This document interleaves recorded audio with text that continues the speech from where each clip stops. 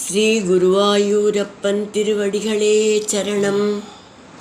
இன்னைக்கு இந்த தசகத்தோட 3வது ஸ்லோகத்தை பார்க்கலாம். முதல்ல வார்த்தைகளை பிரித்து சொல்லலாம், பிறகு ஒவ்வொரு வரியும் சேர்த்து சொல்லலாம்.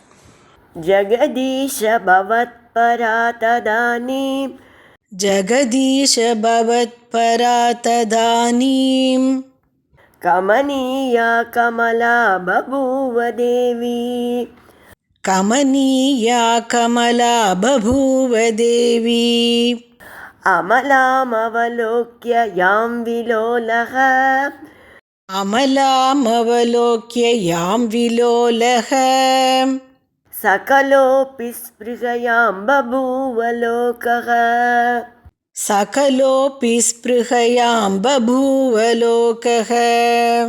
ஜெகதீஷ பவத் பரா ததானீம், கமனீயா கமலா பபூவ தேவி, ஜெகதீஷ பவத் பரா ததானீம், கமனீய கமலா பபூவ தேவி, அமலாமவலோக்ய யாம் விலோலக, சகலோபி ஸ்பிருகயாம் பபூவ லோகः, அமலாமவலோக்ய யாம் விலோலக, சகலோபி ஸ்பிருஹயாம் பபூவ லோகः. இப்போ நாம் இந்த ஸ்லோகத்தோட வார்த்தைகளை பிரித்து அர்த்தங்களை பார்க்கலாம். ஜெகதீச உலகுக்கெல்லாம் தலைவரே பகவானே, ததானீம் அப்போது, பவத்பரா உங்களிடம் ஈடுபாடு கொண்டவளும், கமனீயா அழகான வடிவு கொண்டவளுமான கமலாதேவி திருமகள் லக்ஷ்மி பபூவ உதித்தாள்.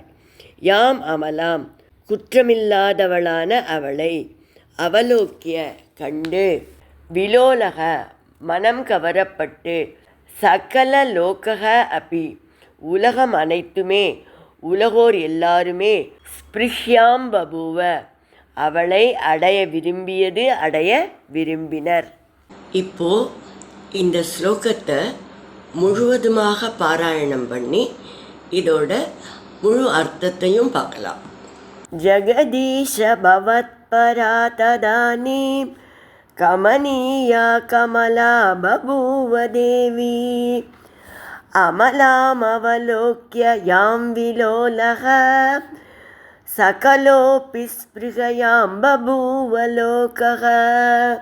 ஹே ஜெகதீச உலகத்தின் தலைவனே, காமதேனு, உச்சைஸ்ரவஸ், ஐராவதம், கற்பகமரம் என்று ஐஸ்வர்யங்கள் ஒவ்வொன்றாக வந்த பிறகு உங்களிடமே அன்பினை கொண்டவளும் உங்கள் மனதை கவர்ந்தவளும் தூயவளுமான லக்ஷ்மி தேவி தோன்றினாள் என்கிறார் பட்டதிரி.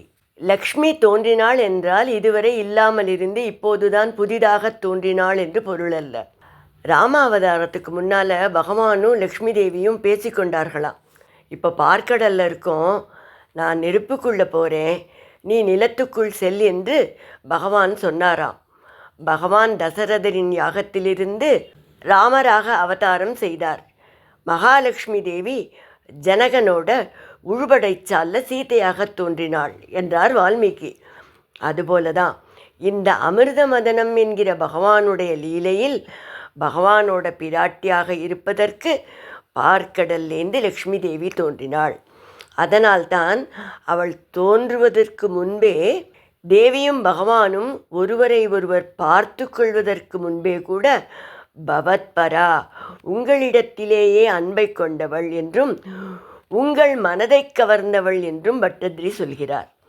ஆனால் லக்ஷ்மி தேவி கமனீயா என்று சொல்லும்படி பேரழகுடன் இருந்ததால் உலகங்களெல்லாம் அவளை பார்த்து மோகித்து அவளை அடைய விரும்பின. அவர்கள் அவளை புதிதாக தோன்றிய ஒரு மிக அழகிய பெண் என்று நினைத்தார்கள். ஜெகன்மாதா என்று அறிந்து கொள்ளவில்லை என்று சுட்டுகிறார் பட்டதிரி.